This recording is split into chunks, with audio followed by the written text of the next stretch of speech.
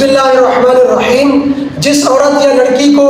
حج یا عمرہ کرنے کے لیے نکلنا ہو اور اسے حیض آ جائے تو اگر اس نے ابھی تک احرام نہ باندھا ہو تب بھی کوئی حرج نہیں ہے، کیونکہ مینسس کی حالت میں، حالت حیض میں بھی احرام باندھ سکتی ہے، اور احرام باندھنے کے بعد عورت کے لیے تمام افعال جائز ہیں، صرف طواف کرنا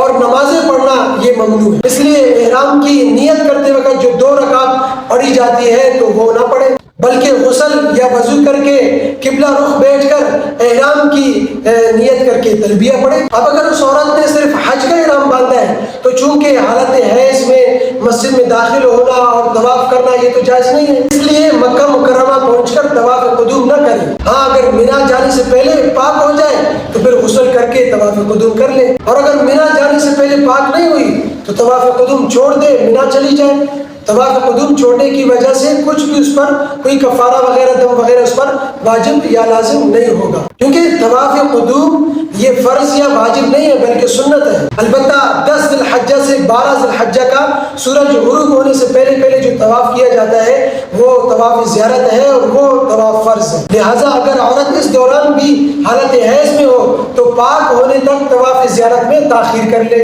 پاک ہونے کے بعد پھر غسل کر لے اور طواف کر لے۔ اور چونکہ یہ جو تاخیر ہوئی ہے یہ عذر کی بنا پر ہوئی ہے، اس لیے اس وجہ سے، اس تاخیر کی وجہ سے کوئی دم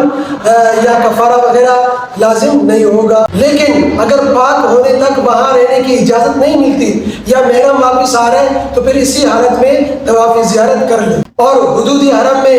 اونٹ یا گائے بھینس وغیرہ ذبح کرے۔ مکہ مکرمہ سے رخصت ہونے کے وقت جو طواف کیا جاتا ہے وہ طواف وداع کہلاتا ہے جو واجب ہے۔ لیکن اگر عورت